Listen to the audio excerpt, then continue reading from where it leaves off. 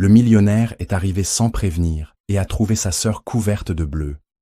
Antoine Laurent n'avait jamais imaginé qu'en rentrant chez lui un lundi matin, il trouverait sa sœur en train d'essayer de cacher un œil au beurre noir avec du maquillage. Cela faisait 3 ans qu'il n'avait pas mis les pieds dans la petite maison de la rue des Lilas, à Lyon. 3 ans depuis qu'il s'était disputé avec Camille à propos de l'héritage de leurs parents et était parti pour Paris, déterminé à prouver qu'il pouvait bâtir sa propre fortune. Et il y était parvenu. À 38 ans, Antoine était propriétaire de l'une des plus grandes entreprises technologiques de France, vivait dans un appartement du 16e arrondissement et conduisait des voitures qui coûtaient plus cher que bien des maisons. Mais ce matin d'octobre, alors qu'il roulait dans les rues familières de son enfance, rien de tout cela n'avait d'importance. L'appel de Madame Dubois, la voisine âgée, résonnait encore dans son esprit. « Antoine, il faut que tu viennes voir ta sœur. Quelque chose ne va pas. » Il gara sa Mercedes devant la maison modeste à 2 étages où il avait grandi. Le jardin dont sa mère prenait soin avec tant d'amour était maintenant à moitié abandonné, avec des feuilles mortes recouvrant le petit chemin de pierre. Antoine prit une profonde inspiration et sonna à la porte. Quand Camille ouvrit, il dut se retenir pour ne pas laisser transparaître son choc. Sa sœur cadette, âgée de 35 ans, essayait de sourire, mais le gonflement autour de son œil gauche était impossible à dissimuler, malgré tout le fond de teint qu'elle avait appliqué. « Antoine » dit-elle sincèrement surprise. « Qu'est-ce que tu fais ici ?»« Je suis venu te voir » répondit-il, entrant dans la maison sans attendre d'invitation. « Camille, que s'est-il passé sur ton visage ?» Elle ferma la porte rapidement et évita son regard. « J'ai glissé dans la salle de bain hier soir. C'était stupide de ma part, » dit-elle en se dirigeant vers la cuisine. Antoine la suivit, observant chacun de ses mouvements. Camille avait toujours été trop fière, même enfant. Elle préférait se faire frapper par le tyran de l'école plutôt que de demander de l'aide à son frère, qui était de 2 ans son aîné. « Glisser » répéta Antoine, incrédule. « Et tu t'es fait mal uniquement à l'œil ?»« Je me suis cogné contre le coin du lavabo » répondit Camille, s'occupant les mains en préparant du café. « Tu en veux ? J'ai encore celui que tu aimais. » La cuisine était exactement comme dans ses souvenirs. La table en bois où ils faisaient leurs devoirs, le vieux poêle où leur mère préparait des crêpes le dimanche, la fenêtre donnant sur le petit jardin. Mais il y avait quelque chose de différent dans l'atmosphère, une tension qu'il ne parvenait pas à identifier. « Camille, » dit-il doucement, « où est Marc ?» Elle s'arrêta de remuer le café et resta dos à lui pendant un long moment. « Il est parti tôt pour le travail, » répondit-elle sans se retourner. « À 9 heures du matin. Je pensais qu'il travaillait à l'atelier de M. Bertrand. Il n'ouvre pas avant 10 heures. » Camille se retourna enfin, et Antoine vit qu'il n'y avait pas seulement un hématome sur son visage. Il y avait de la tristesse, de la fatigue, et quelque chose qu'il reconnut comme de la peur. « Pourquoi es-tu ici, Antoine ?» demanda-t-elle. « Après 3 ans sans donner de nouvelles, tu débarques comme ça un lundi ?»« Madame Dubois m'a appelé, » admit-il. « Elle m'a dit qu'elle était inquiète pour toi. » Camille soupira et s'assit sur la chaise où elle s'asseyait toujours quand ils étaient enfants. « Cette vieille fouineuse, » murmura-t-elle. « Elle n'est pas fouineuse, elle se soucie de toi, » dit Antoine en s'asseyant en face de sa sœur. « Tout comme moi. Si tu te souciais de moi, tu n'aurais pas disparu pendant 3 ans, » rétorqua Camille, sans colère dans la voix, juste une profonde tristesse. Antoine ressentit le poids de la culpabilité qu'il portait depuis qu'il avait quitté Lyon. La dispute avait été violente. Quand leurs parents étaient morts dans un accident, ils avaient laissé la maison et une petite somme d'argent. Antoine voulait tout vendre et partager équitablement, mais Camille avait insisté pour garder la maison. Il l'avait accusée d'être trop sentimentale. Elle l'avait traité de froid et ambitieux. Les mots blessants qu'ils avaient échangés ce jour-là faisaient encore mal. « Tu as raison, » dit-il. « J'aurais dû revenir plus tôt. J'aurais dû te contacter. » Camille le regarda, surprise. Son frère n'admettait jamais ses torts. « Mais je suis là maintenant, » poursuivit Antoine. « Et je veux comprendre ce qui se passe, vraiment. » À cet instant, ils entendirent le bruit d'une clé tournant dans la serrure de la porte d'entrée. Camille se raidit immédiatement, son corps tout entier se crispant. « Camille, avec qui tu parles là-dedans » cria une voix masculine depuis le couloir. Antoine vit la peur dans les yeux de sa sœur et comprit tout. Ce n'était pas une chute dans la salle de bain. Marc apparut à la porte de la cuisine. Un homme de 40 ans, costaud, sentant l'alcool malgré l'heure matinale. Quand il vit Antoine, son expression passa de la suspicion à l'hostilité. « Regardez qui est là » dit Marc avec un sourire qui n'atteignait pas ses yeux. « Le frère riche est de retour à la maison. » Antoine se leva lentement. Il pouvait sentir la tension dans l'air, voir comment Camille se recroquevillait en présence de son mari. « Marc !» le salua-t-il froidement. « 3 ans, mec. 3 ans sans donner de nouvelles. Et maintenant, tu te pointes comme si de rien n'était, » dit Marc en entrant dans la cuisine et en se plaçant près de Camille, d'une manière qu'Antoine reconnut comme possessive. « Je suis venu voir ma sœur, » répondit Antoine. « Je crois que j'en ai encore le droit. » Marc rit, mais c'était un rire sans joie. « Le droit ? Tu as abandonné ta famille, mec. Quand Camille avait besoin de toi, où étais-tu ? À construire ton empire à Paris, pas vrai ? » Les mots faisaient mal parce qu'ils contenaient une part de vérité. Antoine avait bel et bien abandonné Camille. Mais maintenant, il voyait le prix qu'elle avait payé pour son absence. « Marc, s'il te plaît, » dit Camille doucement. « C'est mon frère. »« Ton frère, » répéta Marc, et Antoine n'aima pas son ton. « Ton frère qui t'a laissé te débrouiller seul ici pendant qu'il devenait riche. » Antoine fit un pas vers Marc, mais Camille se leva rapidement, se plaçant entre les deux hommes. « Ça suffit, » dit-elle. « Je ne veux pas de dispute dans ma maison. » Marc la regarda d'une manière qui fit serrer les poings à Antoine. « Ta maison ?» dit Marc. « Notre maison, chérie, notre. » La façon dont il prononça « notre » fit comprendre à Antoine qu'il ne s'agissait pas seulement de possessivité. C'était du contrôle. Marc contrôlait Camille, et elle le savait. « Je m'en vais, » dit Antoine, mais en regardant directement sa sœur. « Mais je reviendrai. » Camille hocha la tête presque imperceptiblement, et il vit de la gratitude dans ses yeux.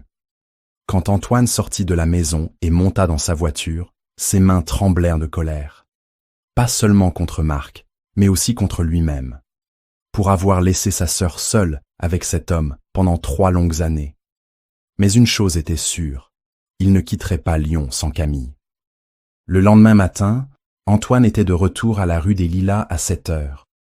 Il avait passé la nuit entière à l'hôtel des Célestins, au centre de Lyon, à réfléchir à la manière d'aborder la situation.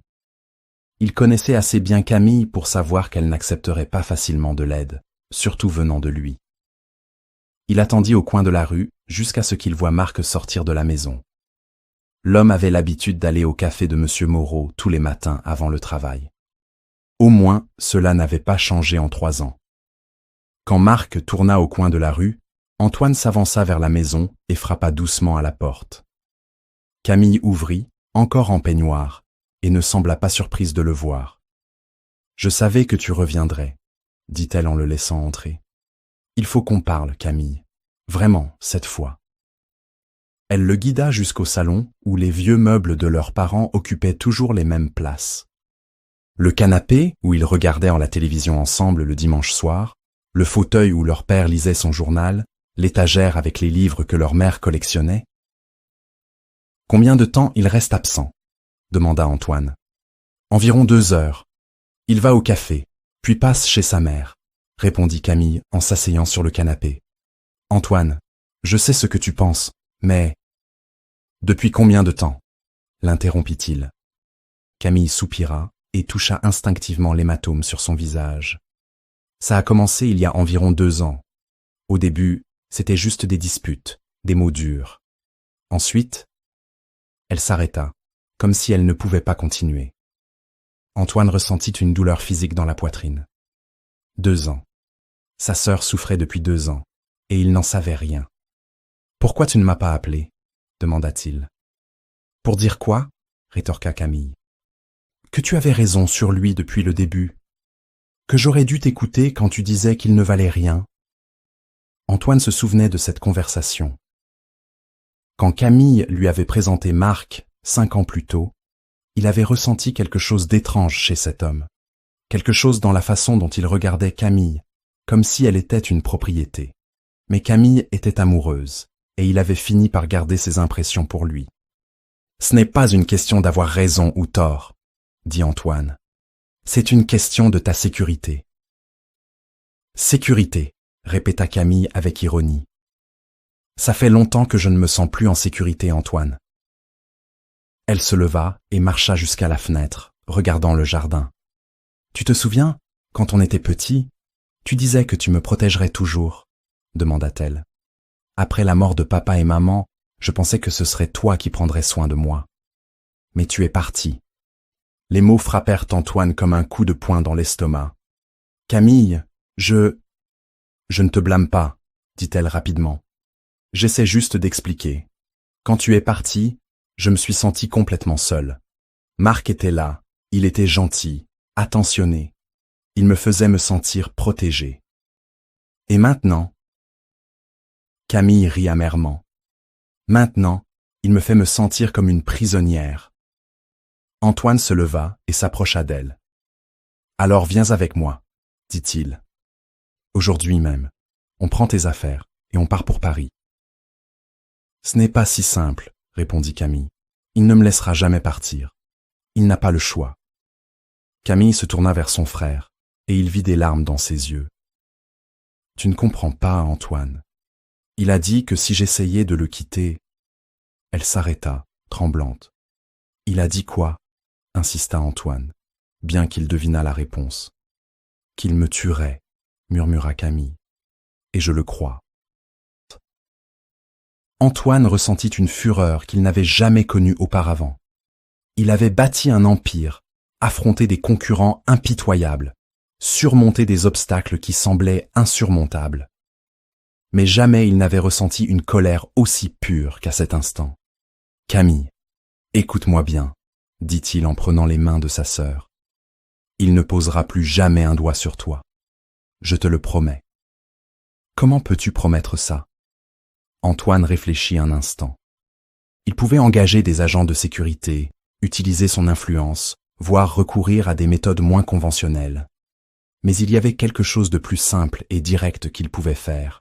« Parce que je ne quitterai pas Lyon sans toi, » dit-il. « Et parce que Marc va découvrir qu'il y a une différence entre intimider une femme sans défense et affronter quelqu'un qui a les moyens de riposter. » À cet instant, ils entendirent des pas sur le perron.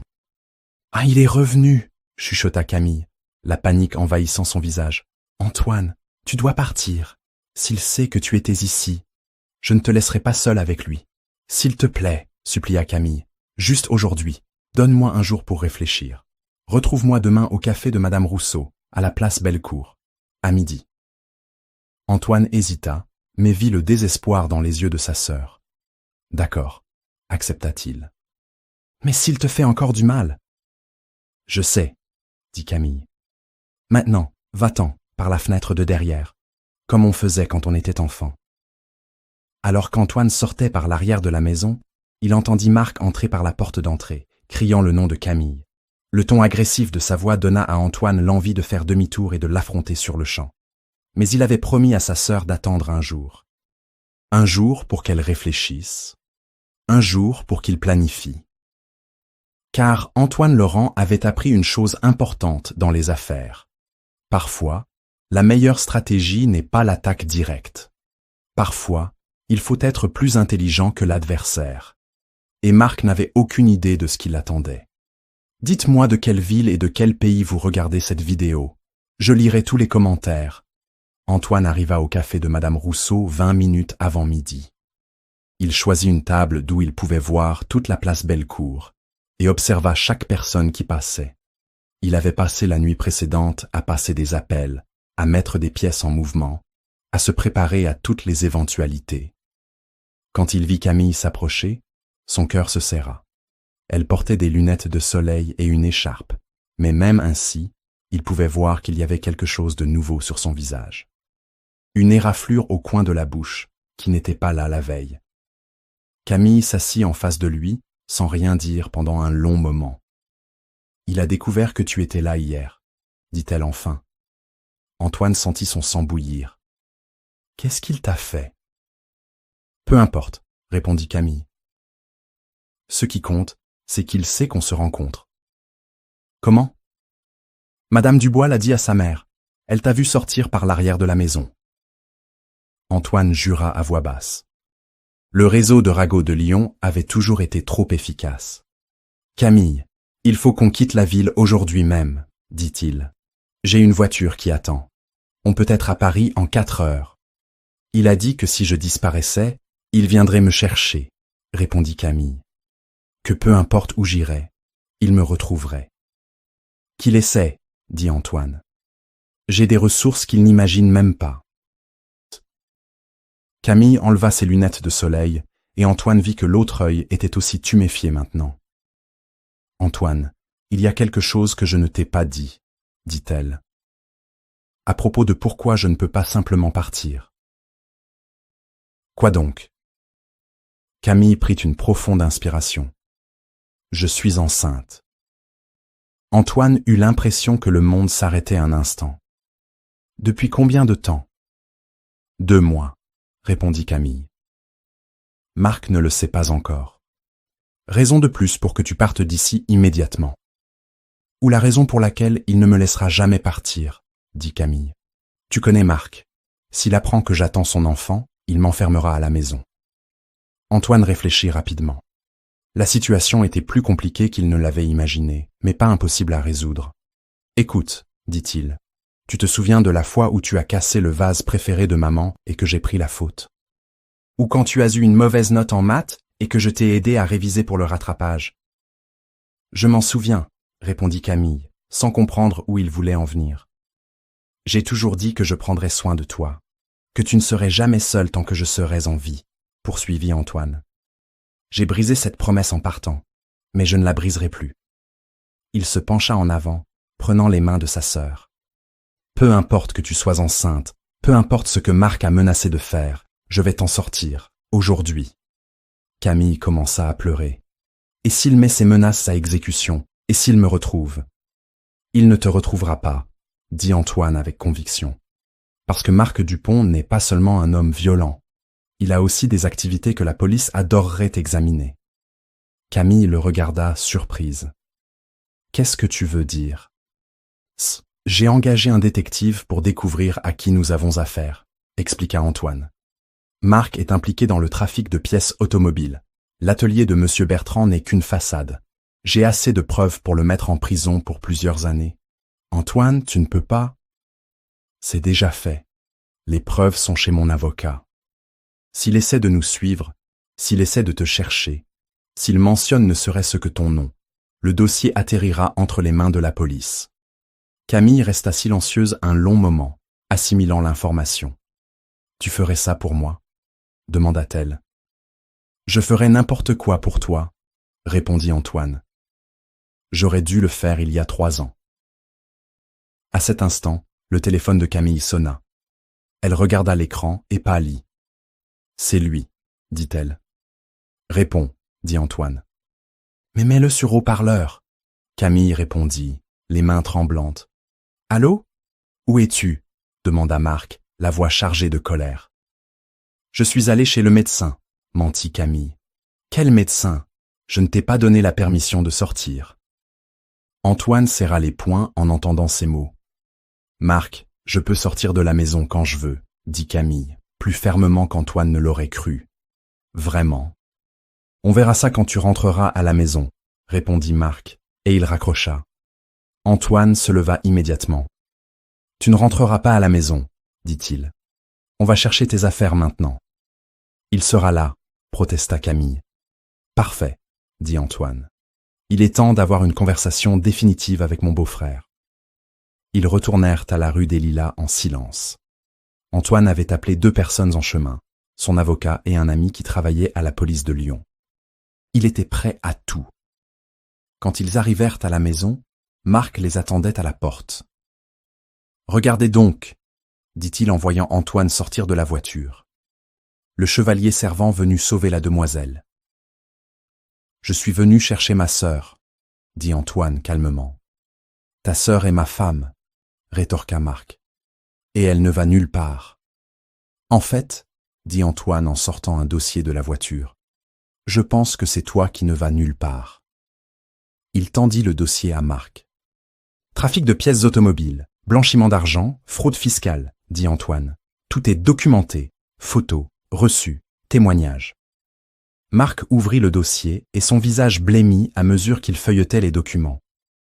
Tu as deux options, poursuivit Antoine.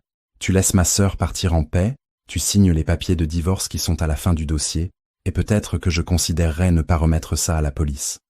Ou, demanda Marc, mais sa voix avait perdu toute arrogance. Ou tu essaies de l'empêcher de partir, et dans 2 heures, tu seras arrêté pour une 12aine de crimes différents.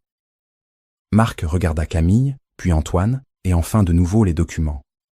C'est du chantage, dit-il.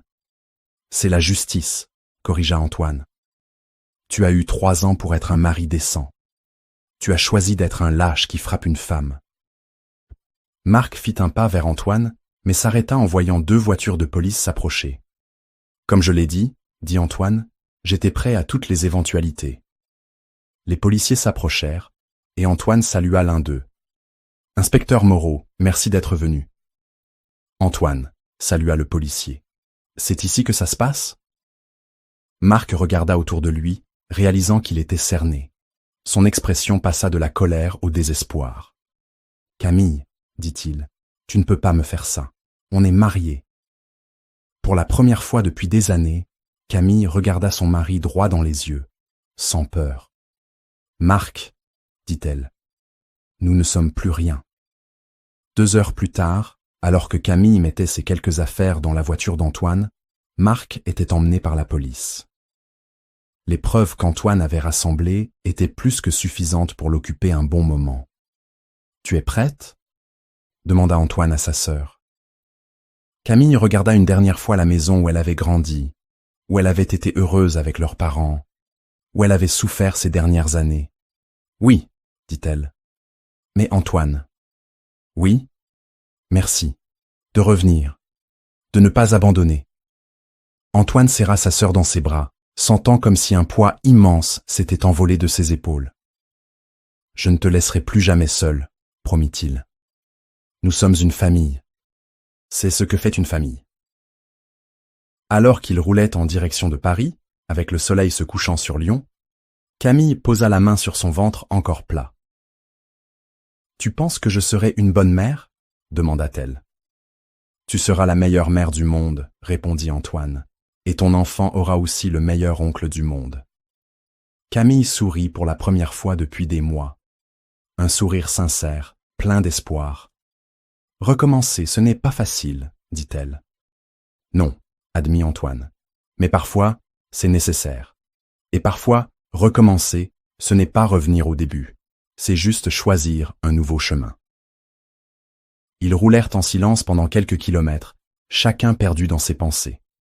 Le passé avait été douloureux, mais l'avenir était plein de possibilités. Et pour la première fois en 3 ans, ils étaient de nouveau ensemble. Comme cela aurait dû l'être depuis le début. Pardonner ne change pas le passé. Mais cela peut transformer ce qui vient après.